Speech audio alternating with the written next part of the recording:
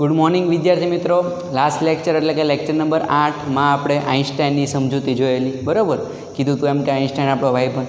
ઘણી બધી રિલેટિવિટી જે છે, ઘણા બધા વાદ આપ્યા છે, તરંગવાદ અનુસાર ખોટું પાડ્યું, સાચું પાડ્યું, ઘણું બધું વસ્તુ કરી, બરાબર. પછી આપણે એક સૂત્રનું લિસ્ટ બનાવેલું કે જે સૂત્રનું લિસ્ટ મેં કીધું હતું કે આવતા લેક્ચરમાં આપણે દાખલાઓ માટે કામ લાગવાનું છે. જો અહીંયા તમને દાખલા માટેનું સૂત્રનું લિસ્ટ જે ગયા લેક્ચરમાં લખ્યું હતું એ પાછું લખી દીધું છે, બરાબર. તો આ દાખલા માટેનું લિસ્ટ જે છે ફરીવાર બોલી જાઉં છું કે કે મેક્સિમમ બરાબર EV0 છે, EV0 બરાબર E-φ0. એ શું હતું? એક ક્વોન્ટમની ઉર્જા. એ શું હતું? એક ક્વોન્ટમની ઉર્જા. પછી કે મેક્સિમમ બરાબર EV0 is equal to HF-φ0 છે. કે મેક્સિમમ બરાબર EV0 HFની જગ્યાએ HC/λ પણ લખી શકો. પછી φ0 છે એની જગ્યાએ HF0 અથવા તો HC/λ0 પણ લખી શકો. તો આ સૂત્ર થવાના છે. અને હજી એક વસ્તુ હતી કે અગર તમે કે મેક્સિમમ જે છે કે મેક્સિમમ, હવે કે મેક્સિમમની જગ્યાએ 1/2 mv² મૂકો તો પણ કાંઈ ચિંતા નથી. કે મેક્સિમમની જગ્યાએ 1/2 mv² વેગ પણ ક્યારેક લાવવો પડશે. તો વેગ ક્યારેક લાવવો પડે તો આ સૂત્ર પણ તમારે ઉપયોગ કરવું પડે. ઓકે, તો વધીએ આગળ. દાખલા આજે જોવાના છે. ઓકે, લાસ્ટ લેક્ચરમાં દાખલા નહોતા જોયા, આજે દાખલા જોવાના છે. પેજ નંબર તમને કહું છું, ઉદાહરણ નંબર તમને કહું છું કયા કયા જોવાના છે આજે. ઓકે, ચાલો. તો યસ, આજે જોવાના છે તમારા દાખલા. પેજ નંબર જો 215, પેજ નંબર જોવાનું છે તમારે 215. અને દાખલા નંબર કયો છે? તો કે દાખલા નંબર સ્વાધ્યાયમાં 11.1. સ્વાધ્યાયમાં 11.1. ચાલો, બધા મોડ્યુલ લઈને સાથે બેઠજો. રકમ વાંચું છું વિદ્યાર્થી મિત્રો, રકમમાં ધ્યાન આપજો વ્યવસ્થિત. રકમમાં કીધું છે એમ કે 30 kilovolt, 30 kilo, V means volt, 30 કિલોવોલ્ટના ઇલેક્ટ્રોન દ્વારા ઉત્પન્ન થતા ક્ષ કિરણોની મહત્તમ આવૃત્તિ અને લઘુત્તમ તરંગલંબાઈ. બે વસ્તુ કહેવાની છે, મહત્તમ આવૃત્તિ અને લઘુત્તમ તરંગલંબાઈ. યસ, તો સમજો. ચાલો, એ આપણે કહી દઈએ. અહીંયા જે ડેટા આપ્યો છે એ વોલ્ટેજ આપેલા છે. કેટલા આપ્યા છે? તો કે 30 કિલો વોલ્ટ. હવે તમને બધાને ખબર છે કે કિલો એટલે કેટલું થાય? કિલો એટલે 10³ 1000 પણ તમે કહી શકો. એટલે અહીંયા તમે આવું પણ લખી શકો કે V is equal to 30 1 2 3 minute 30,000. કેટલા હજાર? 30,000. યસ, 30,000 તમે શું કહી શકો? વોલ્ટેજ, બરાબર. પછી તો કે આ જે ઉર્જા છે, હવે એની સાથે જો અહીંયા એકે એવું નથી કીધું કે એકે સપાટી ઉપર આપણે પાડો છો, એકે સપાટી ઉપર આપણે પ્રતાંડિત કરો છો, કાં તો એકે સપાટી ઉપર આપણે આપાત કરો છો. એટલે સપાટી તો આવવાની નથી. સપાટી નથી આવવાની એટલે જે તમારું સૂત્ર છે EV0 બરાબર E-φ0, અથવા તો આ સૂત્ર વાપરી EV0 બરાબર HF-HF0. એમાંથી HF0 જે છે એ નથી આવવાનું, કેમ કે સપાટી લાવ્યા જ નથી. સપાટી લાવો તો અહીંયા HF0 આવે.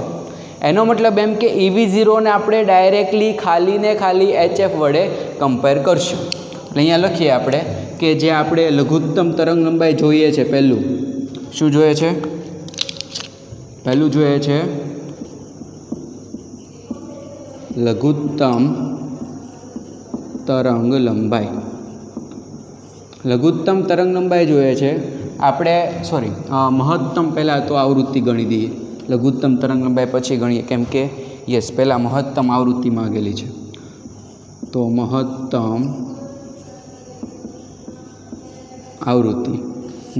આવૃત્તિ જે છે એને કહીશું F મેક્સિમમ, ટાંગામાં મેક્સિમમ, બરાબર.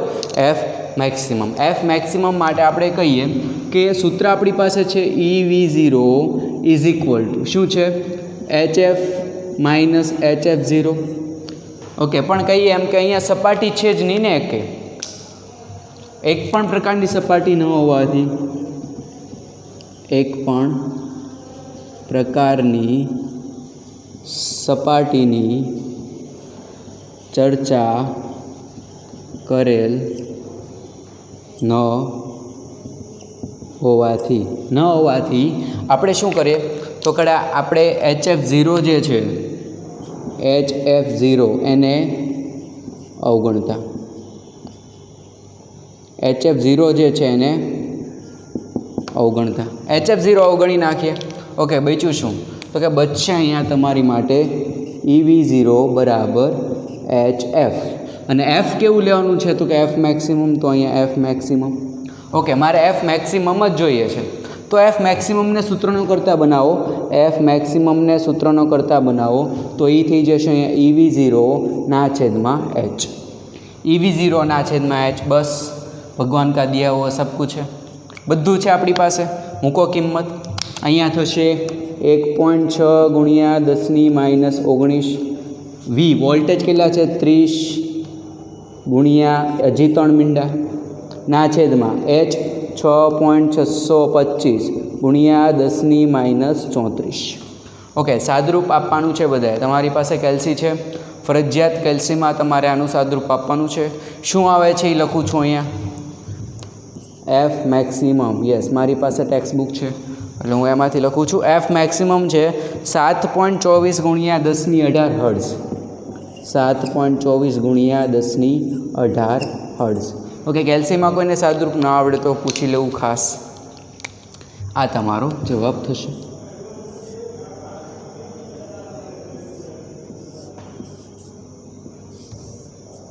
ઓકે આ તમારો આન્સર ક્લિયર બધાને ચાલો પછી જોઈએ તો કે હજી તમારે આ દાખલો પૂરો નથી થયો મહત્તમ આવૃત્તિ તો મળી ગઈ હજી બીજું શું ગોતવાનું છે તો કે તરંગ લંબાઈ આપણે લખીએ કે બીજું ગોતવું છે તમારે તરંગ લંબાઈ પણ એ ન્યૂનતમ તરંગ લંબાઈ હશે આવૃત્તિ મહત્તમ તો તરંગ લંબાઈ ન્યૂનતમ કેમ કે બંને વ્યસ્ત પ્રમાણ છે બંને કેવા છે વ્યસ્ત પ્રમાણ છે એટલે અહીંયા કહીએ બીજું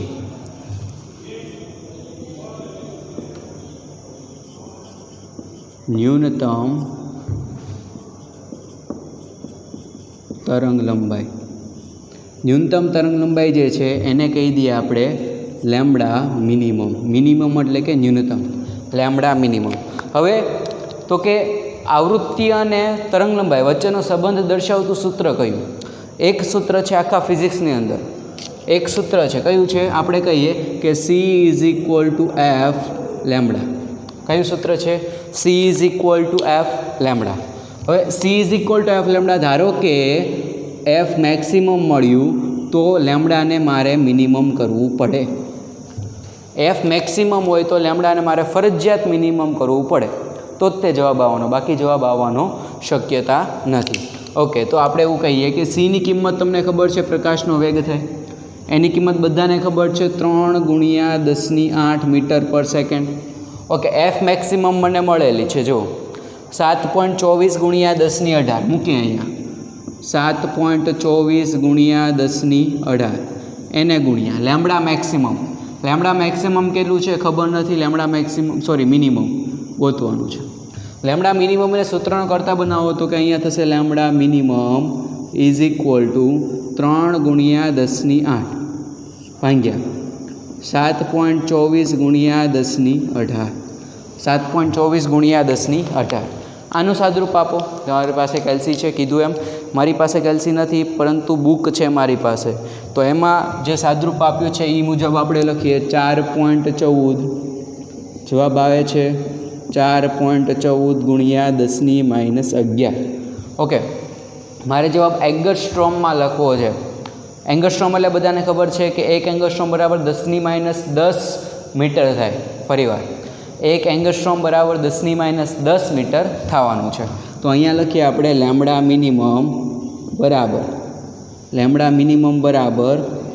0.414 ગુણ્યા 10⁻10 અને 10⁻10 જે છે એ 10⁻10 બરાબર 1 એંગસ્ટ્રોમ થાય એટલે લખી શકો કે લેમ્બડા મિનિમમ બરાબર 0.414 એંગસ્ટ્રોમ લેમ્બડા મિનિમમ બરાબર 0.414 એંગસ્ટ્રોમ આ તમારો આન્સર ક્લિયર છે બધાને ઓકે એની પછીનો દાખલો જોઈએ આ તો દાખલા સ્વાધ્યાયમાં 11.1 પછી જે દાખલો છે એ જોવાનો છે આપણે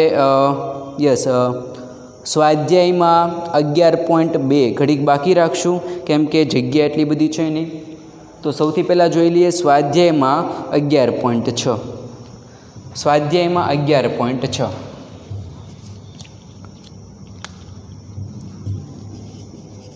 સ્વાધ્યાયમાં 11.6 દાખલા નંબર 11.6. ઓકે, વાંચું છું રકમ, ધ્યાન આપજો.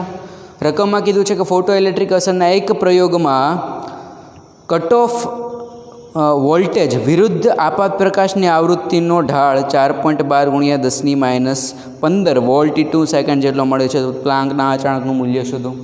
હવે તમને બધાને ખબર છે કે પ્લાન્કના અચળાંકનું મૂલ્ય એ તો ફિક્સ છે. કેટલું છે? તો કે 6.625 × 10⁻34. તો અહીંયા ગોતવાનું કેમ કીધું? તો કે ધારો કે તમને ખબર નથી તો આ ડેટા ઉપરથી તમે કેમ લાવી શકો, એ તમારે ગોતવાનું છે. હવે સૌથી પહેલાં કોના વિરુદ્ધ કોનો ગ્રાફ છે ને કિંમત કેટલી આપી ઢાળની, આપણે કહી દઈએ કે કટ ઓફ વોલ્ટેજ વિરુદ્ધ આપાત પ્રકાશની આવૃત્તિનો ગ્રાફ છે. કઈ અહીંયા કયો ગ્રાફ છે? કટ ઓફ વોલ્ટેજ વિરુદ્ધ કટ ઓફ વોલ્ટેજ એટલે કે V0 વિરુદ્ધ આપાત પ્રકાશની આવૃત્તિ, આપાત પ્રકાશની આવૃત્તિ એટલે એનો જે સિમ્બોલ છે એ આપણે કહી દઈશું F. આ બંને વિરુદ્ધનો ગ્રાફ છે, બરાબર? તો આ બંને વિરુદ્ધનો ગ્રાફ છે, તો આનો મારે કંઈક રિલેશન ગોતવો પડશે કે કયો રિલેશન આવવાનો છે.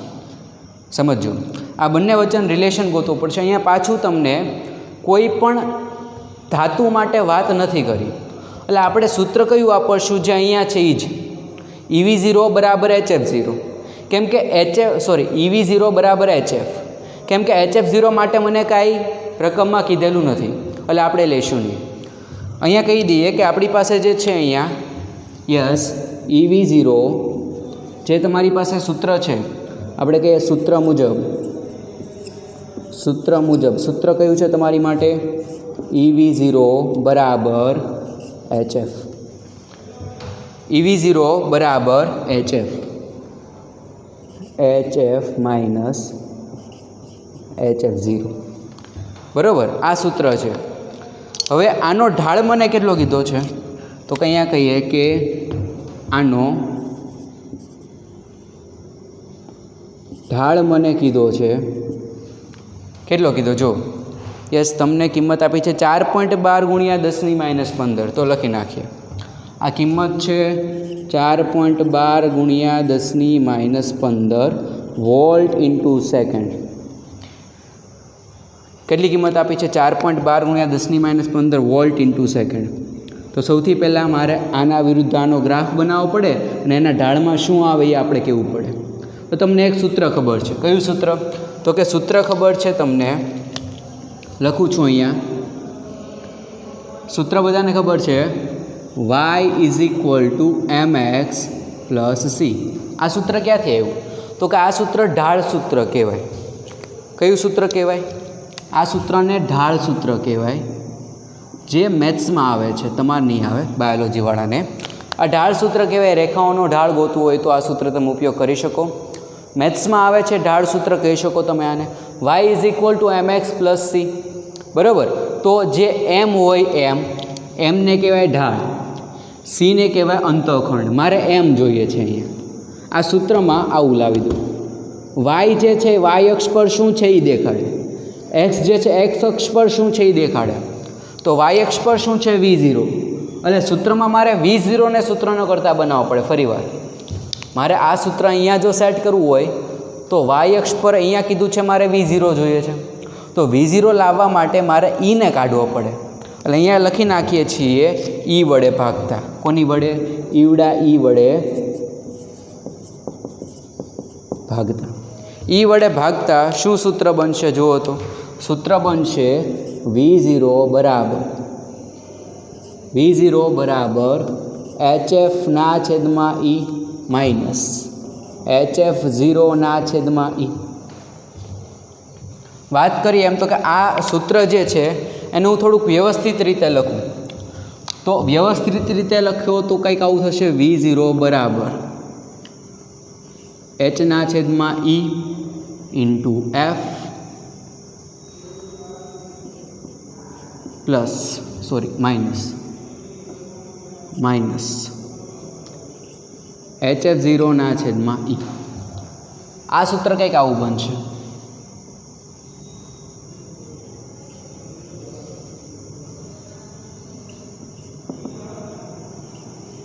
HF H/E into F minus. Okay, હવે આ જે સૂત્ર છે નીચેની સાથે સરખાવો. તો વાય અક્ષ પર કોણ છે લખી દઉં છું. જો એ વાય અક્ષ જે છે, પછી એક્સ અક્ષ જે છે, ઢાળ એમ છે અને સી અંતખંડ છે. બરાબર, આ બધા બરાબર શું થવાનું? વાય અક્ષની જગ્યાએ આ કોણ છે? તો કે વાય અક્ષની જગ્યાએ V0 છે.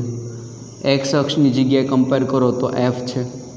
ઢાળ જે છે એ થવાનો કોણ? H/E. અને અંતખંડ જે છે એ કોણ થવાનો? Minus HF0/E. બરાબર, અહીંયા સરખાવો ઉપર. તો સરખાવશો તો કંઈક એવું મળશે કે ઢાળ જે છે એ એટલો મળવાનો. મારે ઢાળ જ જોઈએ છે, બીજું કાંઈ જોઈએ નહીં. ઓકે, પણ ધારો કે ફ્યુચરમાં તમને પૂછે તો બધી વસ્તુ ખબર પડી જાય. આટલા તમને જે લખ્યા છે એની ઉપરથી. હવે જે ઢાળ આપ્યો છે એ તો મને પહેલાં જ આપી દીધો ને, 4.12 × 10⁻15. આપણે લખશું રકમ મુજબ.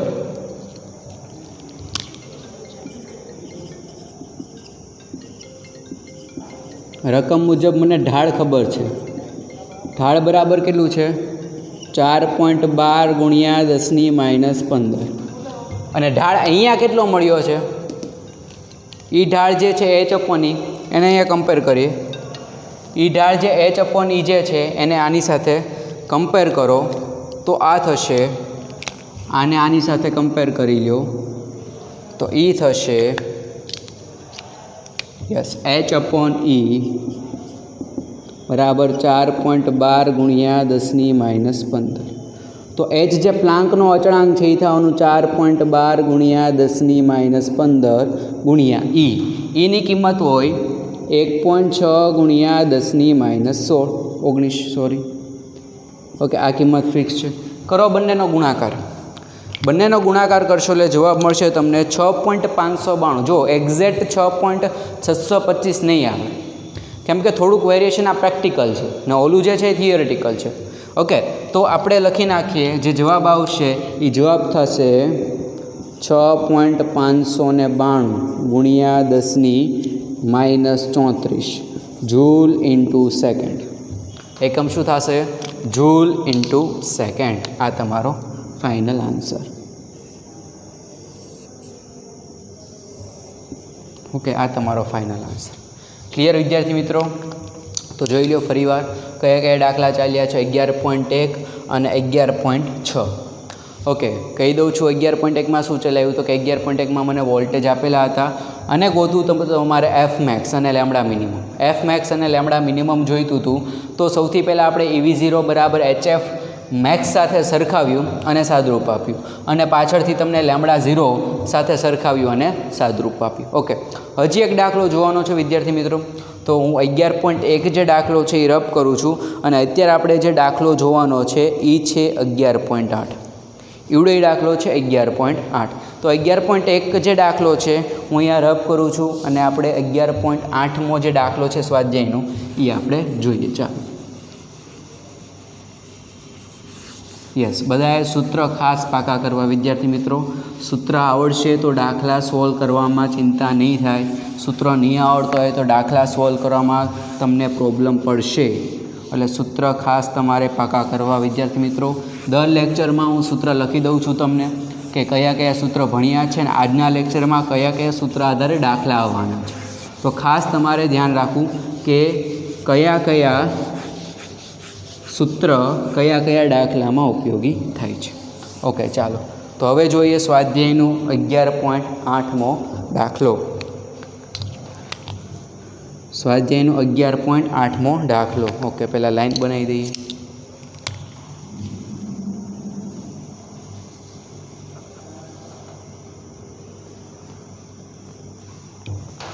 સ્વાધ્યાયનો 11.8મો દાખલો.